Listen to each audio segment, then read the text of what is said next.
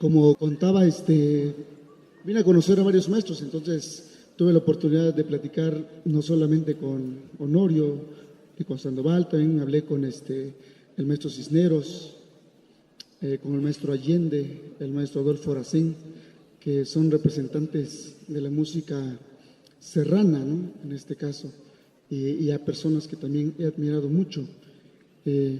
Básicamente, yo estoy en el SECAM y uno crece tocando a los maestros que están en esa época. A mí me tocó, no era de la época, pero crecimos tocando a Botilio Contreras, a Tomás Vargas, al maestro Lico, al maestro Rito Marcelino Rovirosa, por ejemplo, y sobre todo Chuy, porque yo siempre he sido admirador completo de él.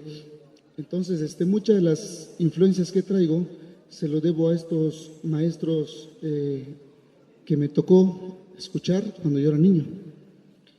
Y lo que hemos observado, en ese tiempo se ha vuelto todo rítmico. Ya nadie compone fandangos. Solamente son sones cortos y repetitivos. No es que esté mal, está bien, pero debemos de reinventarnos, es decir, la creatividad creo que da para más, y la pieza que vamos a tocar ahorita trae elementos donde yo propongo una diana, por ejemplo, una diana, un tiempo de fandango, luego vienen los sones rítmicos, luego en medio encuentran un ritmo muy ismeño y al final acabo con otro fandango, como para hacer un recorrido. Y esta pieza que vamos a tocar es la que le da el nombre al disco, se llama Manic.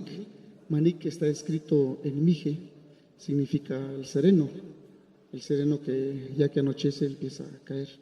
Ojalá les guste Manic.